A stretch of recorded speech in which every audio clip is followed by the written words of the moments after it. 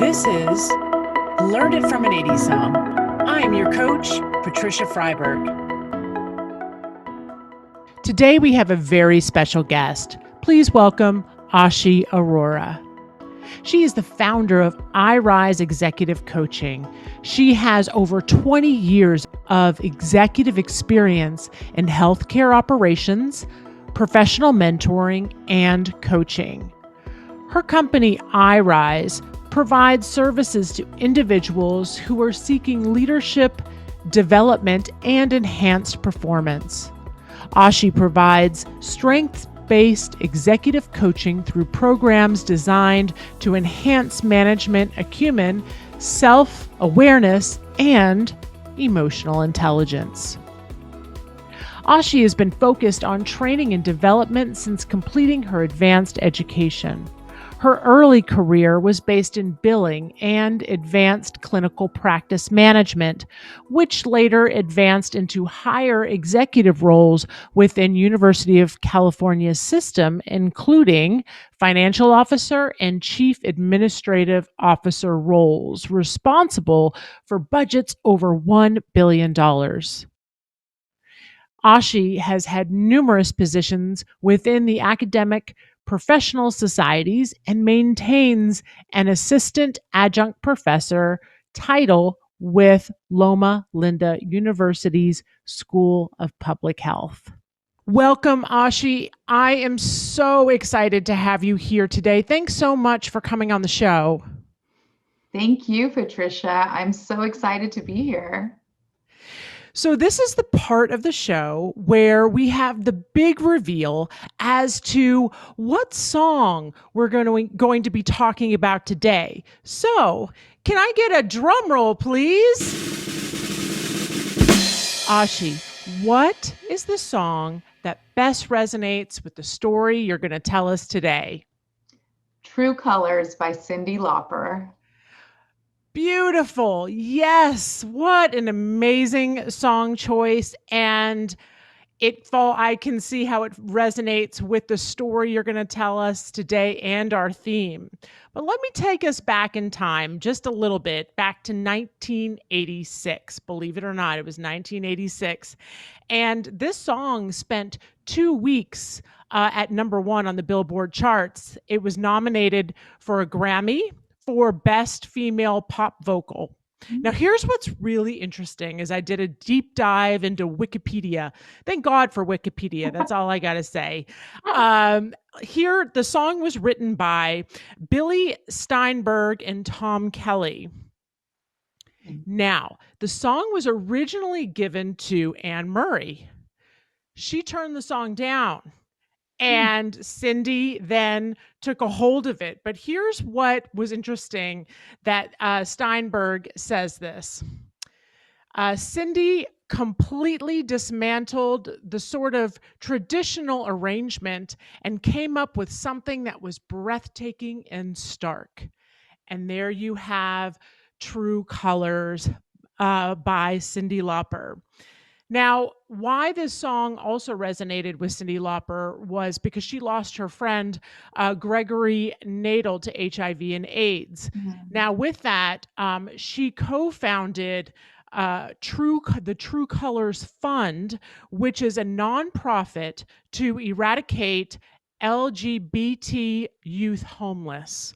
So this song it has been an anthem among the gay community, and it is such a powerful song, and there is so much good that has come from this song. So I just wanted to point that out to everyone. And True Colors, guys, you've got to listen to it on repeat. It's just beautiful. Well done. It really Thank is. you. Thank you. I mean, the way she sang it, performed it, the video, and then the lyrics and the words. And I know that my story is going to be different from the historic story around this song and what it's done for a community of folks. I hope that through listening to my story about it today, it helps to inspire and motivate a different community 100%. I agree. This song just goes across all human beings about who we are to our core, right? And all right. Well, without further ado, Aashi, I'm going to let you take it away. Aashi, tell us your story. Yeah, thanks, Patricia, for giving me a chance to tell my story. So I was 16 when I first started college. And by 21, I had my master's. And by 22, I was a manager. Very early on in my 20s, I was already hiring people and then sadly disciplining and letting go of people. And by my late 20s, I was virtually the CFO and then later the COO of like a $40 million mini company in a large organization. And even well into my 30s, even though I was gaining all of these different accomplishments and getting promoted in various roles, a little voice inside me, a little gremlin still used to say, "Oh, you're so lucky. You're really lucky that you got this. But soon they're going to discover you. They're going to discover that you're really not this great person that they think you are." And interestingly enough, I didn't understand what that voice was and who it was. But I would say in about like 2013, my world kind of came crashing down. And it was a small incident where my boss actually gave me some constructive feedback in a performance evaluation. And I had never had any type of constructive feedback in a performance eval. In fact, I probably had only had a few in my entire career at that point. And there were always like very positive comments, positive thoughts. And then he gave me a few tidbits on things I could work on. I had just assumed a very large role, an executive role, and we can always be growing and progressing and developing, but I took it really hard. And the reason I took it hard is because that negative gremlin voice was like, "See, there it is. They figured it out. You're a fake. You're a phony. You are not worth it. You should not be in this job." And the next day I didn't go to work. I didn't get out of bed. And I wrote my resignation email that night. Wow. I truly didn't believe I was worthy of being in that role. So long story short, that weekend, one of the other executive leaders in the organization met up with me for drinks and didn't really try to talk me out of the decision I had made, but started talking to me about Sheryl Sandberg, about this book called Lean In, and gave it and said, "I think you should read it." And I just took to it. I spent like the next 24 hours reading it. And in there, she defined imposter syndrome and talked about her story with imposter syndrome. And basically what imposter syndrome is that an individual really believes that they are not worthy of the accomplishments, awards, accolades that are given to them. They really think it's because of luck. They think that they're a fake or a phony, that people are going to discover this about them. Mm-hmm. And where it really gets in their way is this self-sabotage cycle that they often will put themselves in. So they won't put themselves out there for promotions. They won't speak up at meetings. And so now I'm talking about imposter syndrome in the workplace, yes, because I'm an executive coach and this is what I do and I deal, yes, with a lot. And that very type of behavior creates the self-sabotage cycle, because guess what? Then they're not going to be recognized for promotions. Then people are going to wonder why they're in that role anyways, because they never speak up. They lack self-confidence. So they're never really showcasing their talents and their strengths. And I almost really fell into that trap by giving up such a great position. So long story short, I recognized that that's what I was going through. It's not a diagnosis. There's a spectrum of it. Some people have some elements of it, and some people it manifests very strongly into depression and anxiety, mm-hmm, and other really strong psychological diseases. Mm-hmm. And that's why I think it's so important, and I've kind of made it like my life's mission to get this out to everyone, that look, everyone has talents and strengths. And that's why this song resonates so much with me, is because it's like, let's get out your true colors. Let's let the world see how great you are. And then the sky's the limit. You can do anything and everything if you put your mind to it and channel what you're really good at towards that. Wow. Wow. I mean, I'm looking at your history, Ashi, and how at such a young age you had such enormous amount of responsibility. And I'm wondering, to have that going on simultaneously must have been, just getting yourself to move forward at such a high level of productivity. It must have been incredible. Such an incredibly strong woman you are. That is for sure. Thank you. Thank you. I have a strong mother and other really strong women role models in my life. But most of all, a wonderful grandfather who really stressed the importance of education, and also was really ahead of his time, where he was like, it's important for women to be in the workforce, for women to have their own identity, instead of the traditional mindset sometimes of certain cultures of being a daughter, a wife, a mother, but really more than that, that they can really take their education and do more for others and for other people and the greater good. So. Absolutely. And so I'm curious as to, when you started to find that you resonated with imposter syndrome, and that was something that you had been dealing with, how do you find that it relates to also perfectionism? Do they go hand in hand? Like, I'm just curious as I was reading your story about that. Yeah, absolutely. So what happens, so imposter syndrome really afflicts very high achieving individuals. And high achieving individuals and perfectionism, it's probably a very linear scale. Yes. The higher work ethic you have, the stronger you feel the need to achieve.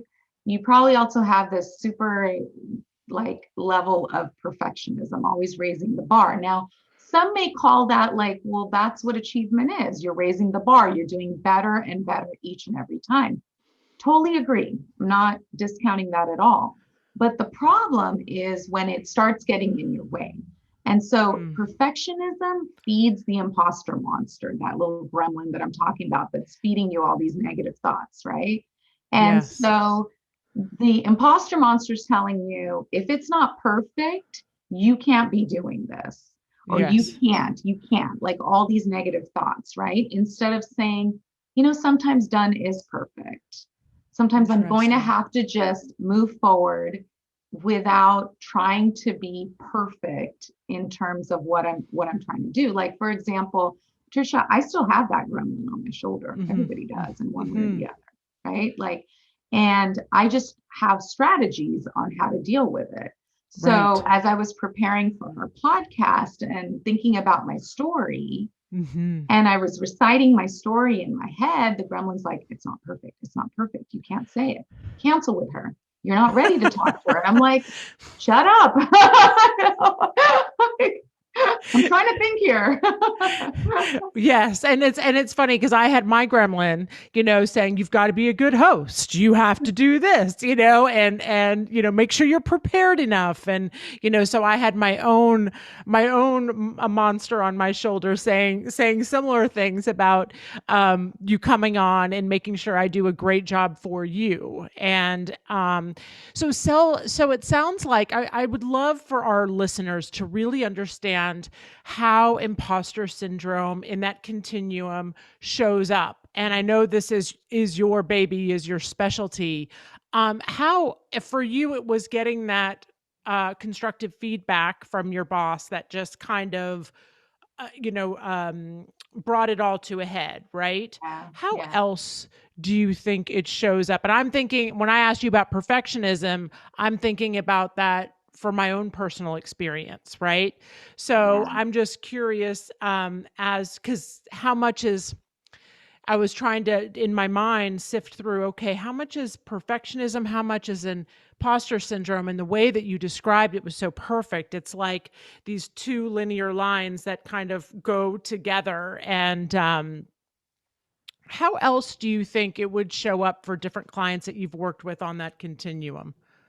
Yeah, so one of them is when a client, and I've had this with several clients when they come to me and they're feeling stuck in their careers. Mm-hmm. And so as we unpack that, it's like, okay, so tell me about what executive presence, for example, means to you. How do you show up in a meeting, in a project leader capacity? How does it tie in with your leadership style? And as we start looking through all of that, I find one of the common themes is, well, unless I have something really profound to say, I don't speak up. I'm like, all right, explain what profound means to you. And as we start digging through that, it's like, oh, okay, unless you feel confident. So here it is, like, to answer your question, is that lack of self-confidence. Like, unless you feel confident in what you're going to say, you just feel like you're going to take a back seat and not say anything at all. Well, that's really challenging, especially if you feel like you're not getting the career growth that you want, because you're not going to be recognized for leadership positions if people don't hear you communicate. Yes. Now, I know we hear, that sometimes people will say, well, I see that leader and they only speak up when they need to. I'm like, okay, that's fine, but they're probably also exerting confidence in other ways. So to answer your question, I think confidence is one big way that it shows up, where there's a lack of that self-confidence. Yes. And especially confidence in communication. Yes. I think another way that it commonly shows up is when people are trying to work on their weaknesses. So I know this will lead into a different conversation that we're going to have that I think is so critical to this and is a great strategy to use to really help overcome it.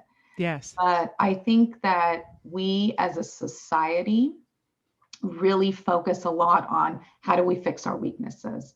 Right. And as fellow coaches, we know there are a ton of assessments and tools that tell leaders all about these things about their personality and leadership style. And here are your weaknesses that you need to fix. Yes. Very commonly done. And so I think what happens is that internalizes and feeds that negative mindset and that negative cycle. Because high achieving individuals are going to go right to trying to fix what they think is wrong with them. Right. Which just keeps spiraling them into that imposter loop over and over again. Absolutely. And I think this is a great segue into how you managed and how you now work with your clients on imposter syndrome. So what was it that helped you get through that obstacle, and then how you continue to help clients?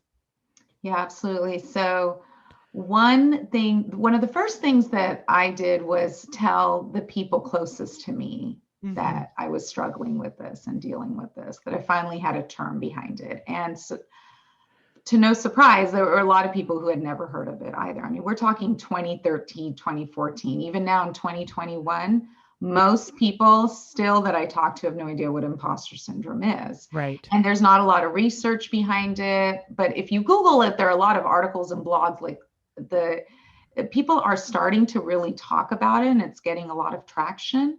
But a lot of people don't really know what it was back then. And so what I found was, in talking to my friends, they, without even realizing it, I'm reflecting on it now and thinking about like some of the earlier strategies that helped me with it. They started telling me all these great things about me. They're like, but Aashi, you're so good at da-da-da-da-da. And here are your strengths. And here's what we love about you. And then even coworkers that were friends that I talked to about it. But this is what you're so good at doing this. This is why you got recognized for that promotion. This is why you're great in this project role, or this is why you're on this committee. And so that's one of the first strategies I use with my clients is let's talk about your strengths. I want to know what you're good at. Perfect. Yes. And that is, we typically on this podcast show, we talk a lot about the VIA strengths. And today we're going to talk about the Clifton strengths, which Aashi is now going to venture into and tell us a little bit about her top strengths. Yeah, absolutely. So let me give your listeners first a bit of an introduction Yes. to Gallup and Clifton Strengths. So Perfect. Gallup's a huge organization, multinational, all around the world, millions of data points, and they have what's called the Clifton Strengths Finder, which is an assessment tool that helps identify someone's top strengths. And they have had over 25 million people take this assessment. And the chances of someone else having the same results as you is 1 in 34 million.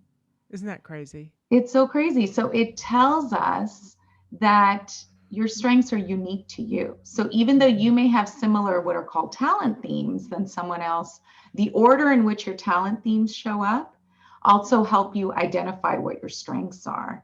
And they are going to be very different than someone else's.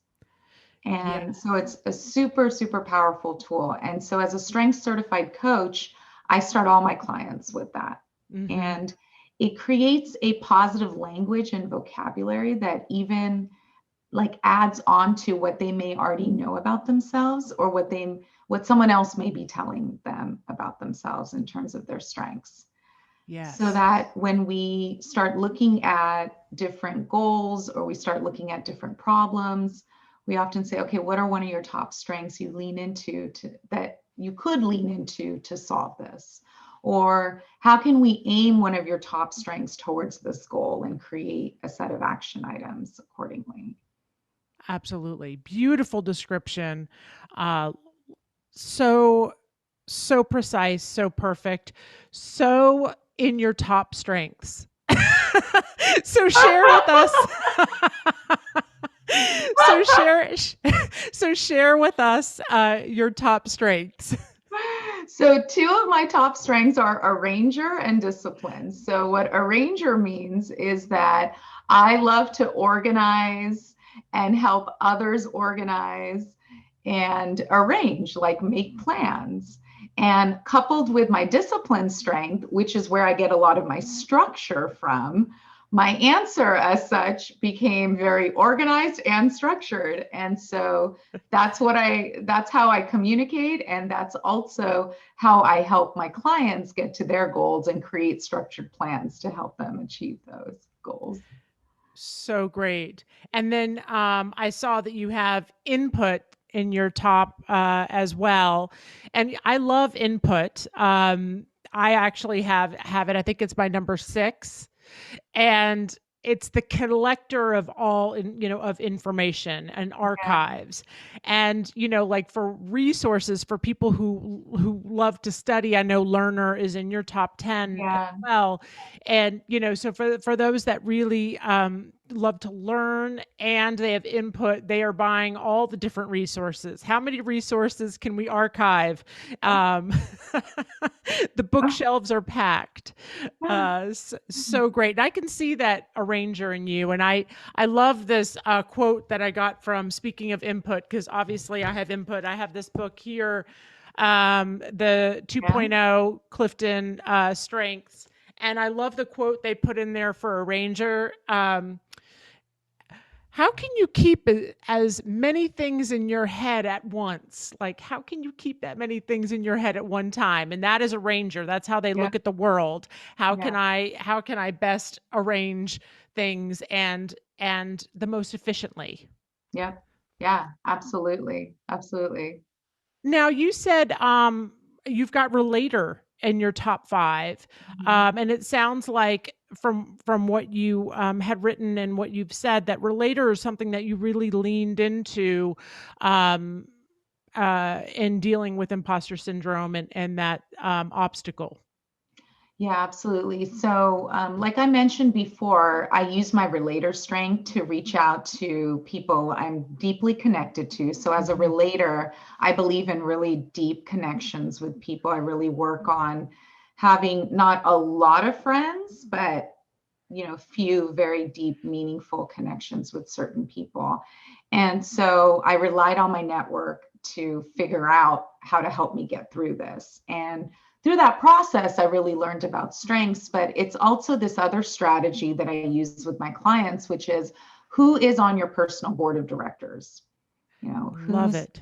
Who's your mentor? Who's your sponsor? Who's the cheerleader? Who's your advocate? And then who's really that shoulder to cry on, Yes. who may just be that listener. And so I found that that's how I came up with that strategy, was because of that relator strength of mine, because I really look to people in my network to help support me as I'm going through different challenges. And so that's been super helpful. And what's funny about my input strength, since you mentioned it, input learner and relator is something I actually use very often together, because for me, it's the way I use it, it's not just information, it's about other people and inputting that into my head. It's almost like a mental Rolodex that I create. And I have different points about each person on that card so that I can use it anytime maybe I need it, or I need to use it for someone else to connect other people together. So yes. And that would also go along with individualization, which is that's my number one, and that's in your top 10. So I can your podcast, I can see that right away. So I can see how even in that Rolodex, and how you have specifics, how that would be individualization. Yeah. It's so interesting. It is. Guys, if you haven't taken this, it's such a wealth of knowledge, just knowing the information, and then hiring a coach that can help you. It's one thing to know this information. Yeah. It's another to really learn about how you can use it, what your blind spots are. We call them mature strengths and raw strengths, right? So how we use them and how we can best utilize this beautiful package that we are given and that's unique to us. So hiring a coach like Aashi, or somebody that you want to reach out to, would be important after you take this assessment. Yeah, I agree. I think one of the challenges with a lot of people is they take an assessment and they put it in a drawer. They read it once, never use it again. I mean, strengths is something, once you really work with a coach too, to get into the analysis of it and really understand how to leverage it, it's so powerful because it's a daily habit for me. I just wrote a blog on this, which I'll share a little bit later. Yes. But I am constantly thinking about a strength that I have on a daily basis of what am I going to lean into today to get certain things done that I want to get done or accomplished, or I'm going to have a difficult conversation, or I'm going to have a difficult client, or whatever it is, which strength am I going to lean into? And so it becomes a really powerful voice against that gremlin, Yes. when you need That's it. so great. So the strengths really, by knowing your strengths and working with a coach on it, can really help manage imposter syndrome. Mm-hmm. Absolutely. Amazing. So let's talk a little bit about some action items. You've given us such great information on this, and I want to give our listeners also at the end of the show how to get a hold of you so that they can get more information about this. But what would be action items for those hearing this podcast today? What would be a good action item for everyone? I think a really quick, easy one is read the blog that I just wrote. It's just a 5-minute read. And the reason I'm saying read it first is because it will help you understand a little bit about what I call the empowering mindset. Mm-hmm. So one of the biggest strategies to challenge a negative mindset is oh, let's just become positive. No. Your negative mindset that feeds the imposter monster was created and set up to help you avert risks, keep you safe. I mean, it was a very powerful tool, especially in your younger years. The challenge is it also feeds the imposter monster, right? So as you grow older, you grow into your career, it's feeding you and holding you back. So what you want to do is you have it, but you want to create this empowering mindset, tactical strategies to help you towards like understanding your power and how to use that power towards battling and overcoming the negativity that's not serving you with the imposter monster. So what I do in this quick blog is just some daily habits you can put into practice in order to create that empowering mindset. So in terms of daily habits, one of them is, and so now I'm going past the action item, but let's say the one action item is read the blog. Right. The second action item is pick a strategy and stick with it for 3 weeks and see what changes you have. So one of them could be creating like positive statements, any kind of positive affirmation, and you write it somewhere, write it on your mirror, write it on a little post-it note next to your computer. I am worthy, or I am great, or I am deserving of this. And so something to keep reminding you that whatever your imposter monster is telling you, that's a really negative statement that's holding you back, to counterbalance that with something positive. Yes. Another one is, like I already said, recognize the strength you have and lean into it daily. Talk about that strength. Like, have this dialogue in your head going like, okay, I know that I've got all of these things I've committed to today, but it's all right. I have that responsibility strength. I'm gonna go into it. I'm also gonna know that I don't want to overuse my responsibility strength, like you said about blind spots. Yes. And I'm not going to overcommit. So I already have too much going on my plate. I'm not going to add anything else today onto it. And so, but that's still, even though it's okay, I'm not going to do something, it's because I don't want to overdo that responsibility, because I really want to make sure that I fulfill what I've already committed to. So anyways, just an example of a strength. Yes. And then another strategy is a mindfulness practice, 10 minutes, whatever you can do for mindfulness to clear your head. It can be meditation or yoga, which we often find are the common ones, but mindfulness could also be weeding, your garden, vacuuming. I have a friend who loves to organize and clean out drawers, and that is a mindfulness practice for her. Yes. Whatever works for you to clear your head for 10 minutes, where you kind of have a recharge and a reset. 100%. I'm an art therapist by trade, so I love to draw or to, even those mandala coloring books or something like that. It's an easy thing to pick up when you're like, oh gosh, I need to be mindful today. What am I going to do? And for some people, it's not yoga. They need to actively do something. And it's at your desk. So you can just say, all right, I'm taking 10 minutes. Here are my coloring, my crayons, my markers, or my gel pens, whatever you like to use, and spend 10 minutes on a mandala, and you don't finish it, you'll pick up the rest tomorrow, or the next day. So I highly recommend for those you're trying out different ways of being mindful, and one size does not fit all. So you really have to find the one that resonates best with you, and also mixing it up. So maybe you go out for a walk for 10 minutes, and I love the idea of an awe walk. So that's where you recognize something in nature or something outside of your home. If you're in the city, anything that you want to really focus on and see and recognize the beauty in it. Take it in. And, and with that, just really thinking about, like today I went for a walk, I noticed these beautiful purple flowers. I live in Southern California, so I'm fortunate that I get to see these amazing, a lot of beautiful nature, especially in the springtime. And I just spent time just focusing in on those flowers and soaked it in. And then I found that I had a little more spring in my step, and and it's just changed my focus. So try those out for size. Yep. Great added mindfulness tips. I mean, there's so many different things you can do, but yeah, to clear your head, recharge, reset.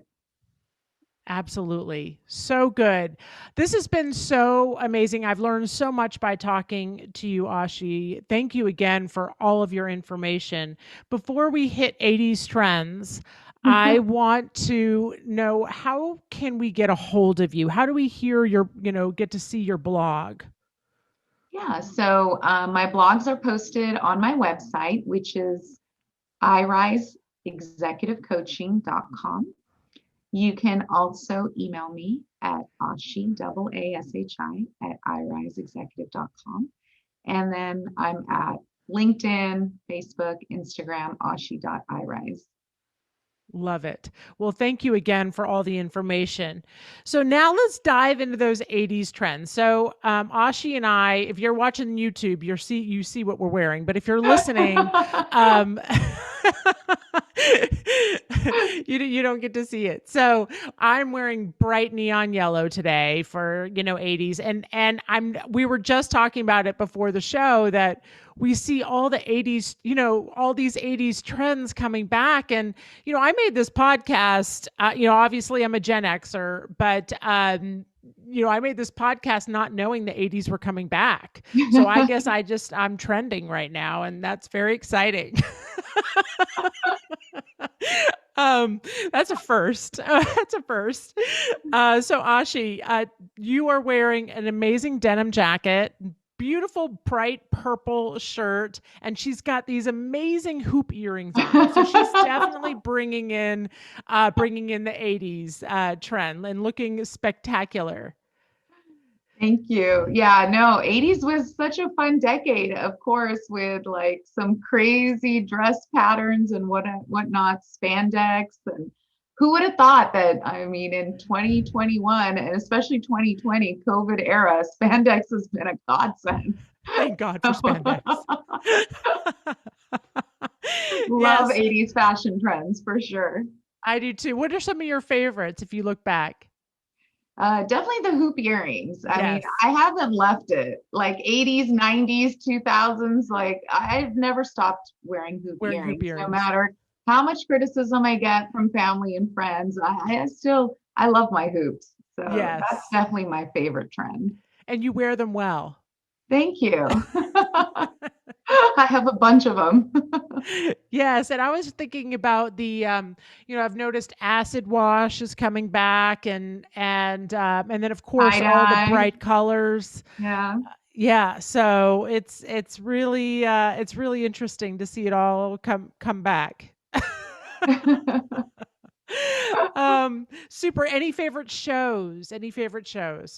Yeah, I was a big fan of Full House. Loved John Stamos. Yeah. Yes. And even when Fuller House came on, loved that too. And what was fun was watching Fuller House with my teenage girls. Oh. And they loved it. And so we went back and then got Full House DVDs and started watching those too. But that's great. But then at a certain point when Michelle grew up, then it wasn't as fun. As exciting. It was so cute when she was little. But yeah, definitely like my favorite show. And I don't know, it was just the family environment, the love, the girls were growing up I was like the same age as they were growing up too. So it just kind of resonated. And then seeing Candace Cameron in Fuller House, like being a mom, similar age, younger kids, and like, oh, this just all resonates. Yes, such great shows. I loved a lot of the family shows that they had. Growing Pains, Family Ties was definitely a favorite. Silver Spoons, The Cosby Show, Silver Spoons. Yeah, that was great show too. So many great shows. Well, Aashi, thanks again for being here and sharing your incredible wisdom with us today. And until next time.